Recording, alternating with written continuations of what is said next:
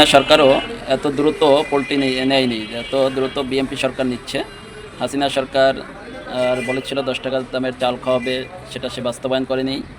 তারপরে তিনি বলেছিলেন যে এখন নির্বাচনটা শুধু সংবিধান রক্ষার জন্য করতে হচ্ছে, তারপরে সুষ্ঠুভাবে নির্বাচন দেওয়া হবে, সকল দলের অংশগ্রহণে নির্বাচন দেওয়া হবে।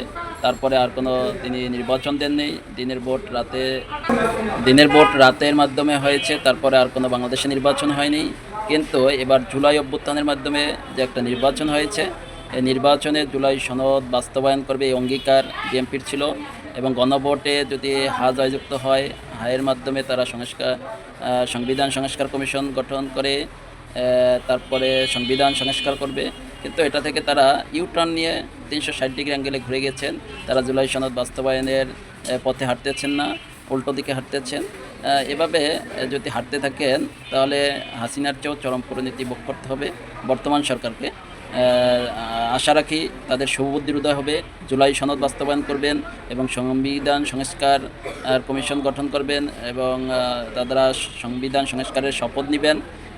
এটার মাধ্যমেই জন আকাঙ্ক্ষার প্রতিফলন ঘটবে এবং বাংলাদেশ সুন্দরভাবে পরিচালিত হবে।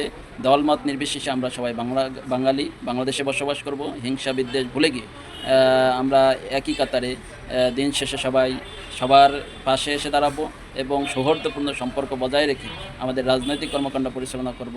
সবাইকে উদাত্ত আহ্বান, হিংসা বিদ্বেষ ভুলে গিয়ে আমরা জনগণের কাতারে এসে জনগণের রায়ের প্রতি সমর্থন জানিয়ে জনগণের সেবামূলক কার্যক্রম করার মাধ্যমে জনগণের আস্থা অর্জন করে রাজনীতির মাঠে ঝাঁপিয়ে পড়ি। ধন্যবাদ সবাইকে। আসসালামু আলাইকুম।